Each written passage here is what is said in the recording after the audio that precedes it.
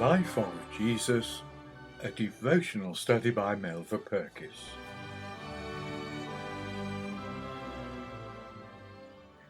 A Life of Jesus, Section 3, Chapter 5, The Pool of Bethesda. It is not difficult for us to imagine the mixed feelings with which Jesus would attend the successive feasts at the temple. The desire to go to his Father's house would be tempered by sadness at the things he saw and the men who ministered there. On his previous visit, Jesus had risen in indignation against the greed and profanity in the temple courts. He had actively protested against the money changers and the bartering merchants whose hoarse cries rang out over the city. The temple glittered in the sunshine, its rabbis taught endless sophistries in its cloisters. Its priests impersonally accepted the sacrifices. Its Sadducees received one another with formal dignity.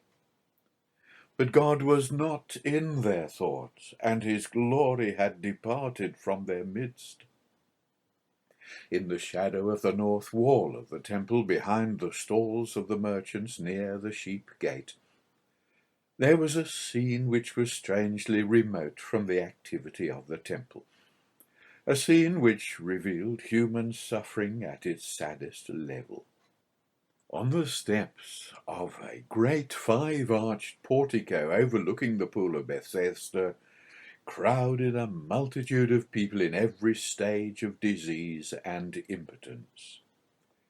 Those who were not blind watched the water below them with pathetic intensity. The pool was the subject of a well-known but uncommon physical phenomenon which caused it to bubble up at intervals. It had received and maintained the reputation of being able to cure the first infirm body which made contact with it after its disturbance. It is not hard to see how the superstition had gained credence.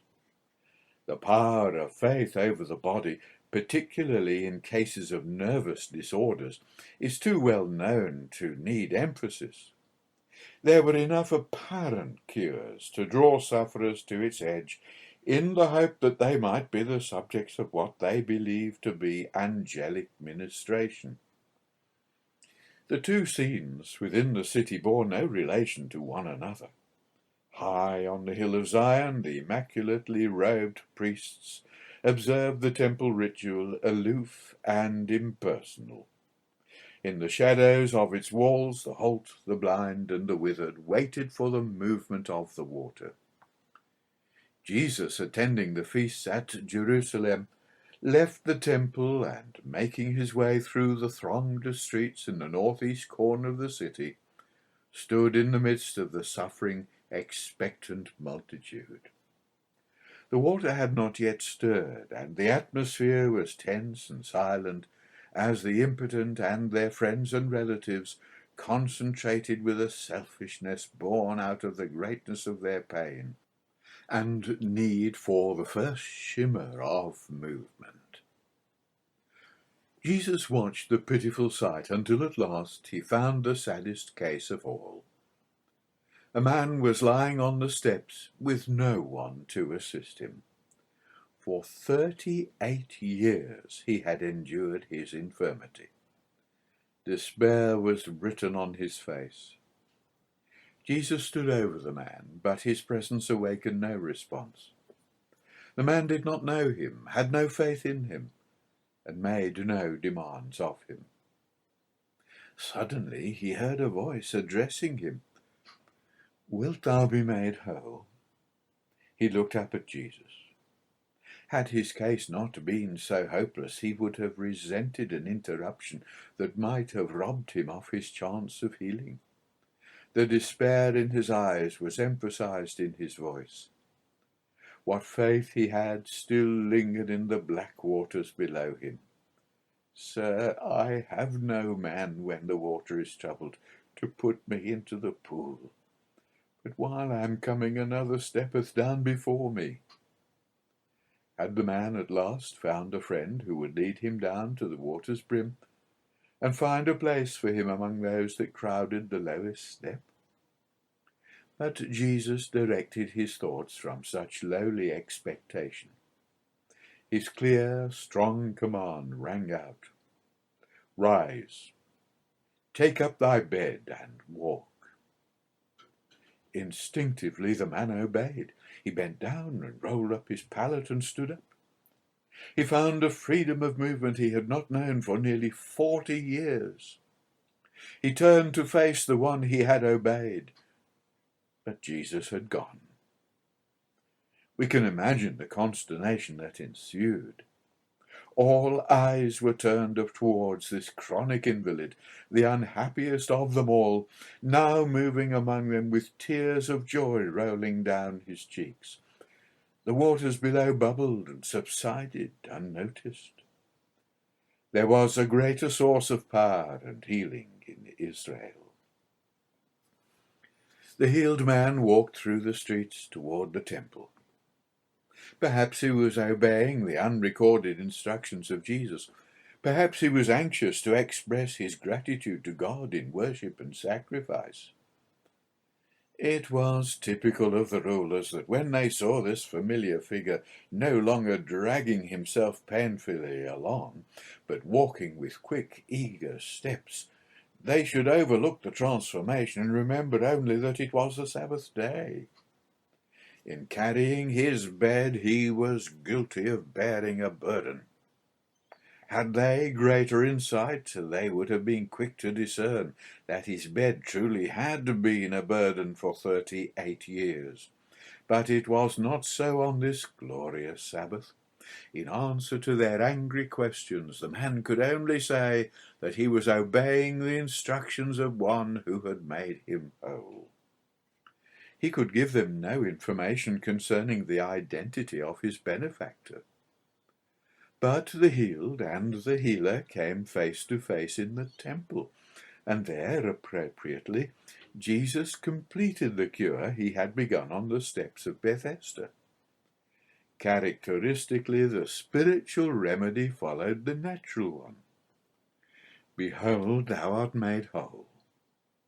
Sin no more, lest a worse thing come unto thee." Thus the healed man learned that it was Jesus who had cured him. He could show his gratitude by doing his part towards the complete healing which Jesus desired. But the immediate result was that he could now proclaim to those who asked him who it was that had made him whole. The result of this revelation was an issue between the healer and the ruler of the temple.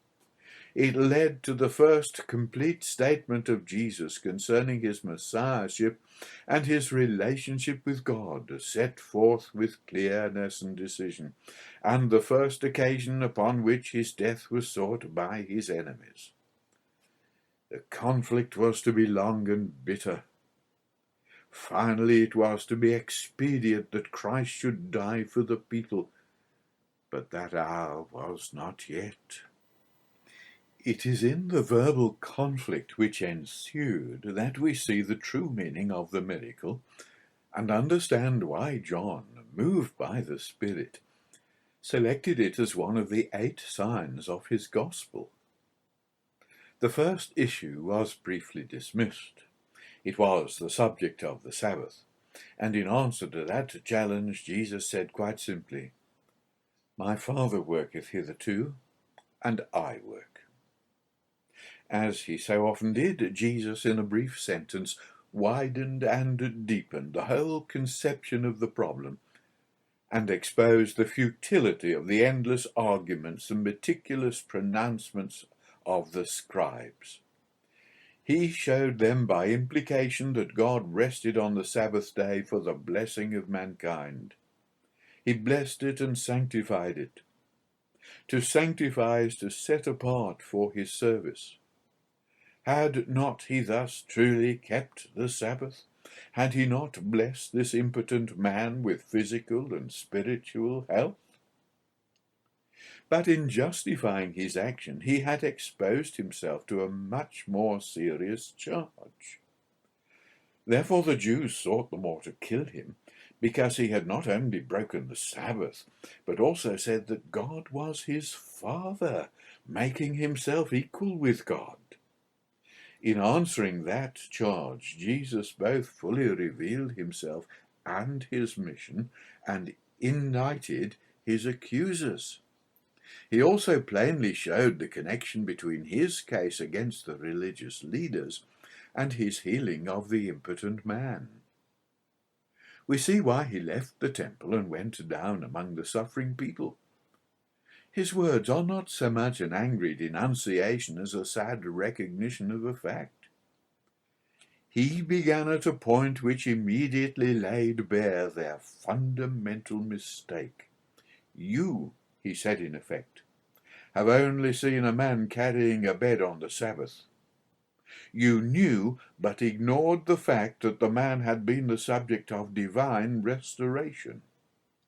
I have given that man his new life, but of myself I can do nothing. I have done it because I am the Son of God, and I have been sent to identify myself with my Father's will. This restored man is the earnest of far greater works, because the whole purpose of God is concealed in my obedience. The time will come when they that are in the grave shall hear my voice and come forth. You sent a deputation into the wilderness to find out the burden of John's message. John bore witness of me, but I have a greater witness than John's. At this moment the evidence stands before you in my Father's work. In spite of all your efforts to study and teach the Scriptures, you have not heard the voice of God. If you had, you would receive me. You search the Scriptures because in them you know you have eternal life, but that is only true because they testify of me, and you do not come to me that you might have life.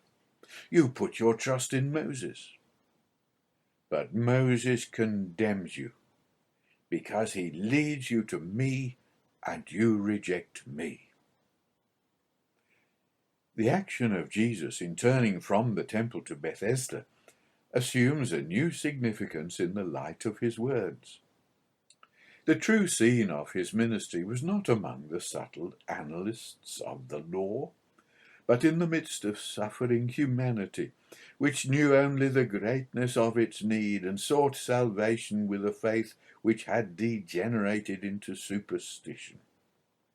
Into the midst he came, seeking one for whom there was no eye to pity and no arm to save.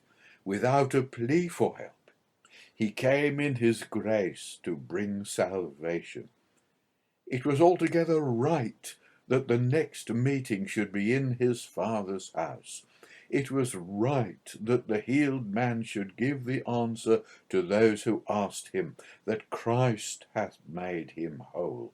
It was inevitable that persecution should follow. This visit to Jerusalem was a microcosm of the history of the coming of the Son of God into the world. It identified those who received him not, and was an earnest of the new relationship which was promised to those who welcomed him.